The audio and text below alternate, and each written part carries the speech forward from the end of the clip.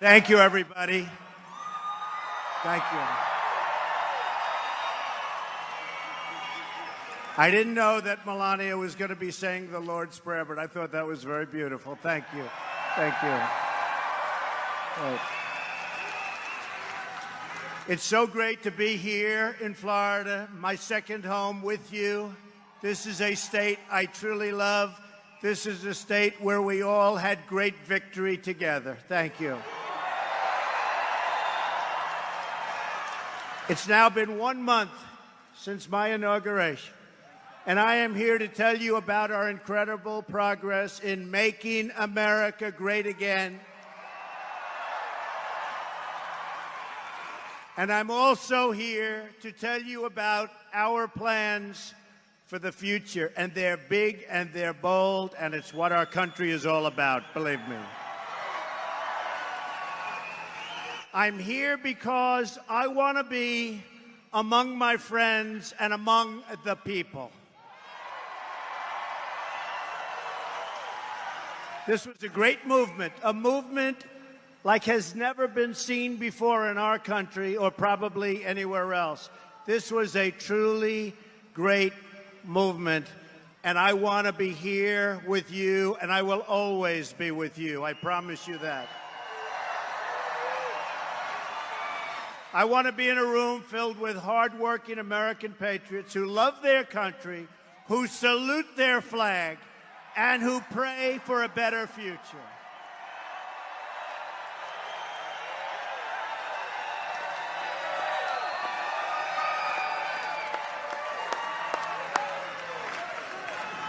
I also want to speak to you without the filter of the fake news.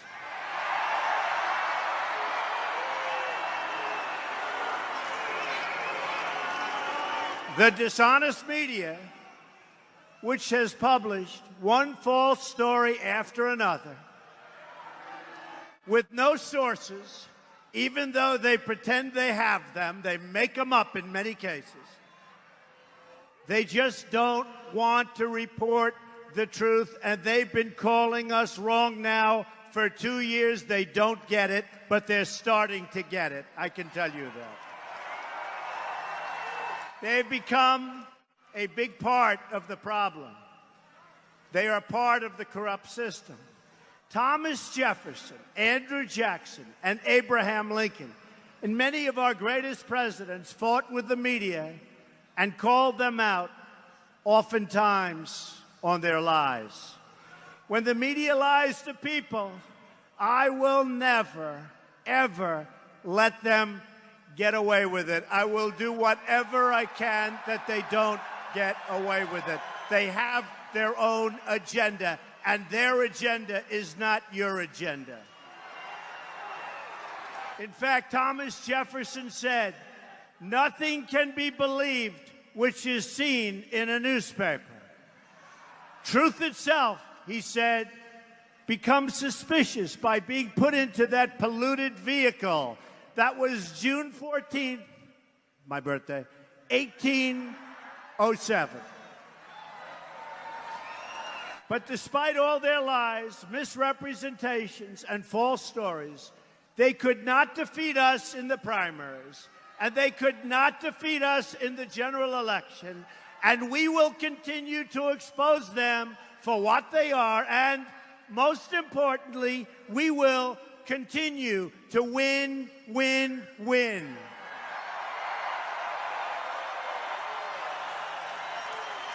We are not going to let the fake news tell us what to do, how to live, or what to believe.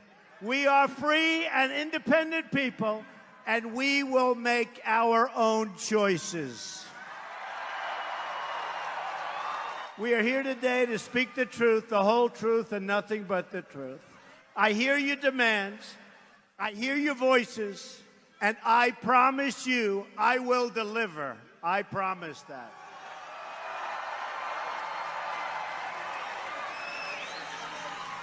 And by the way, you've seen what we've accomplished in a very short period of time. The White House is running so smoothly, so smoothly. And believe me, I and we inherited one big mess. That I can tell you.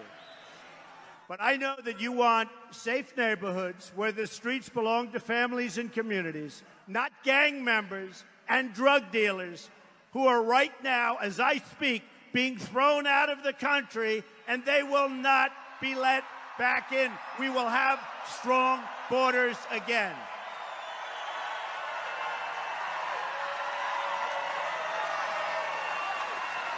And I mean that. And you've seen it on television. You've seen it on television. General Kelly, now Secretary Kelly, he's really doing the job. You're seeing it. The gang members, bad, bad people. I said it day one. And they're going out. Or they're being put in prison. But for the most part, get them the hell out of here. Bring them back to where they came from. The fact is, you want great schools for your children. You want good, high-paying jobs for yourselves and for your loved ones and for the future of your families. You want a health care system, and by the way, we are going to be submitting in a couple of weeks a great health care plan that's going to take the place of the disaster known as Obamacare. It will be repealed and replaced.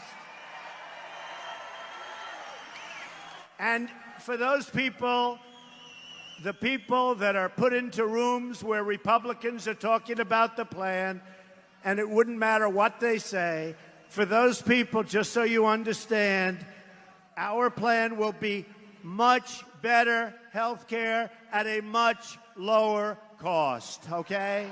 Nothing to complain about. Obamacare, remember, it is a disaster. You want low-cost American energy also, which means lifting the restrictions on oil, on shale, on natural gas, and on clean, very clean coal. We're going to put the miners back to work. The miners go back to work. You want us to enforce our immigration laws and to defend our borders. You want fair trade deals and a level playing field. We don't have a level playing field because you understand that when American workers win, America as a country wins and wins big. And every country over the last long period of time has been taking advantage of the stupidity of our politicians. It's not going to happen any longer. You want lower taxes, less regulation, millions of new jobs, and more products stamped with those beautiful, beautiful words, made in the USA. You want to make it easier for companies to do business in America and harder for companies to leave. We don't want companies saying, everybody's fired, we're moving to another country, we're going to make the product, sell it across the border, and isn't that wonderful? Not going to happen anymore. We're going to have strong borders, and when they want to sell that product back across our border, they're going to pay a 35% tax, and you know what? They're never going to leave. They will never, ever leave. And you've seen that because I've already displayed it for the last 2 months, even before I got into office. They're not leaving. And if they do, they're going to pay a very, very big price for terminating the relationship to our workers. You want a government that serves the people, not the donors and not the special interests. In short, you want a government that keeps its promises. A great spirit of optimism and sweeping. And you see it. It's sweeping all across the country. Look at what's happening to the stock market. Look at what's happening to every poll when it comes to optimism in our country. It's sweeping across the country. And in fact, every day for the last long period of days, the stock market, meaning companies, have been hitting new highs. They're going to start hiring. It's going to be a new day in America. You're going to be proud again. Jobs are already starting to pour back in. They're coming back in like you haven't seen in a long time. Ford, General Motors, Fiat Chrysler are bringing in and bringing back thousands of jobs, investing billions of dollars because of the new business climate that we are creating in our country.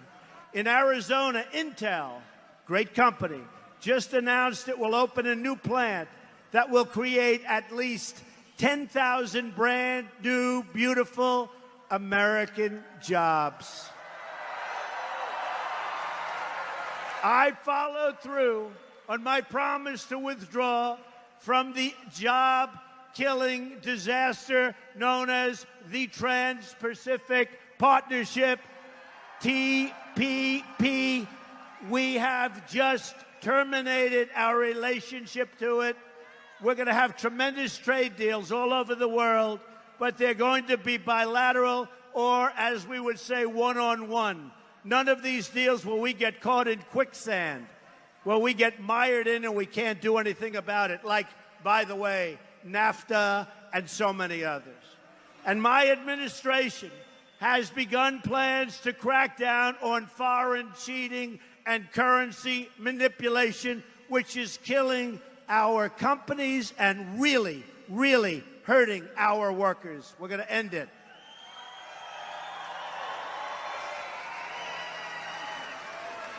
Within a few days of taking the oath of office, I've taken steps to begin the construction of the Keystone and the Dakota Access pipelines.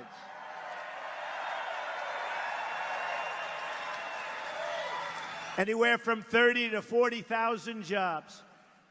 And very importantly, as I was about to sign it, I said, who makes the pipe? Who makes the pipe?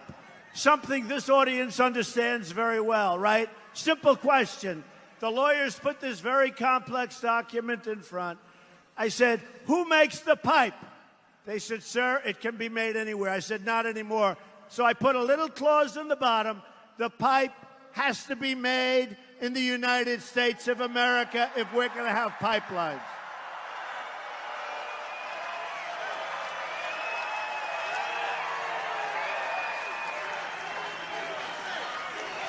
We believe in two simple rules, and I can tell you everybody in this is a massive hangar. This is for the big planes.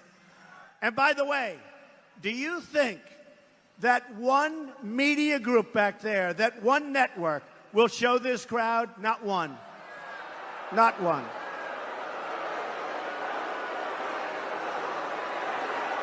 They won't show the crowd. You know, coming in on the plane, and that plane represents so much, and just so you know, they were close to signing a $4.2 billion deal to have a new Air Force One. Can you believe this? I said, no way. I said, I refuse to fly in a $4.2 billion airplane. I refuse. So I got Boeing in, and it is actually two planes. A lot of people don't know. The Air Force One project is actually two planes. Why they need two planes, we'll have to talk about that, but they have two planes. But we've got that price down by over $1 billion, and I probably haven't spoken, to be honest with you, for more than an hour on the project. But I got the generals in who are fantastic. I got Boeing in. But I told Boeing it's not good enough. We're not going to do it. The price is still too high. On the F-35 fighter jet, we were hundreds of billions of dollars over budget. 7 years late. Great plane. Lockheed Martin. A great plane. So think of it. They're 7 years late. They're hundreds of billions of dollars over budget.